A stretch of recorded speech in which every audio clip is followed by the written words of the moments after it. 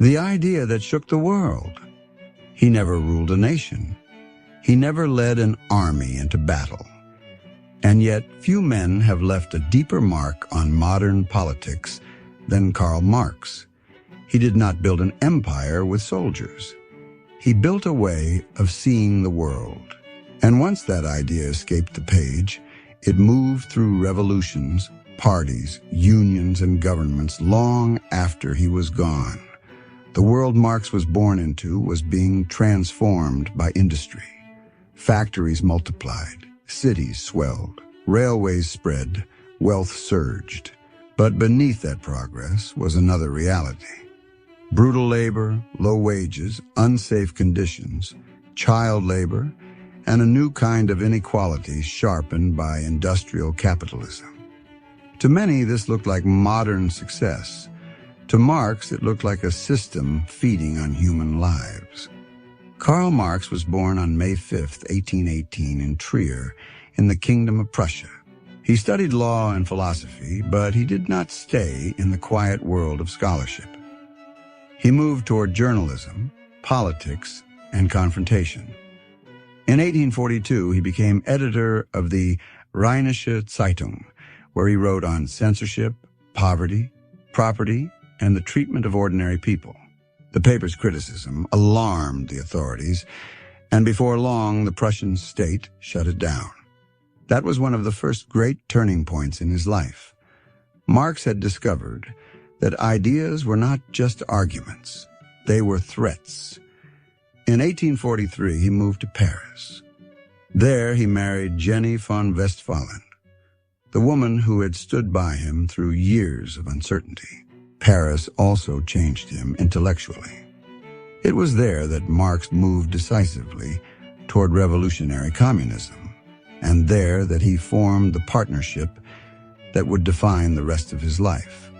Friedrich Engels. Engels was not just a co-writer. He became Marx's closest collaborator, intellectual ally, and in hard times, financial lifeline. When Marx's writings and political activity made him unwelcome in France, he was expelled in 1845 and moved to Brussels. Then came 1848.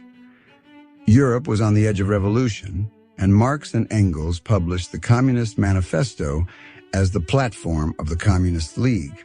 It was short, direct, and explosive. Its central claim was unforgettable. History is driven by class struggle. Society, Marx argued, was not held together by harmony, but divided by conflict, above all between those who owned and those who worked. Capitalism, for all its power and productivity, was not the end point of history. It contained contradictions that would one day tear it apart. When revolutions spread across Europe in 1848, Marx returned to Cologne and launched another newspaper, the Neue Rheinische Zeitung. Again, he attacked authority. Again, the state came for him. He was put on trial, acquitted, then expelled from Prussian territory in 1849. Paris no longer offered safety, so Marx moved to London. He would remain there for the rest of his life, not as a victor, but as an exile. London was not the triumphant final chapter. It was the hardest part of the story. Marx and his family lived through years of grinding poverty. Money was always short. Debt was constant. Illness hovered over the household. He and Jenny had 7 children, and 4 died before reaching adolescence.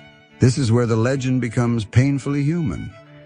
The man who would write about the structure of capitalism was living inside desperation, relying heavily on Engels to keep the family afloat. Marx was not writing from comfort. He was writing under pressure, grief, and humiliation. And still, he kept working.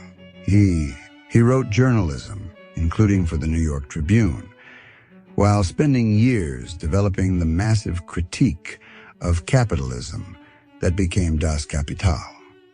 In 1867, after decades of research and struggle, the first volume was finally published in Berlin.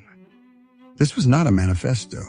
This was a deep dissection of how capitalism functioned.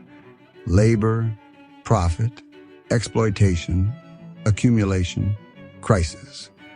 Marx wanted to reveal what he called the economic law of motion of modern society.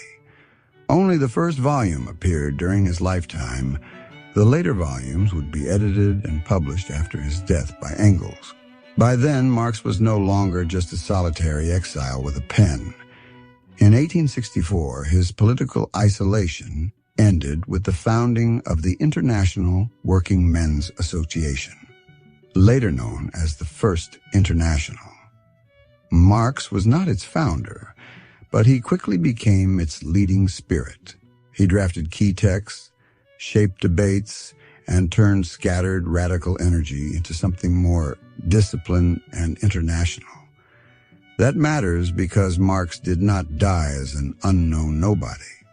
Within socialist and workers' politics, he was already a major force. But he still died without power, without wealth, and without seeing a state built in his name. His final years were marked by loss. His wife Jenny died in December 1881. His eldest daughter, Jenny Longuet, died in January 1883. Marx, already ill, was devastated. On March 14, 1883, he died in London. He did not live to see the Russian Revolution, Maoism, or the many parties and regimes that would later claim his legacy. Those came later, through other leaders, other conditions, and other interpretations of Marxism. But they came carrying his name. So why does Karl Marx still matter? Because he did not merely criticize a few bad rulers or a few unfair laws. He questioned the architecture beneath society itself. He asked whether inequality was not an accident, but a design, whether poverty in an age of wealth was not a failure, but a feature, whether the system people called progress was, in fact, built on conflict and exploitation. That is why he still divides opinion. To some, he was one of the great critics of injustice.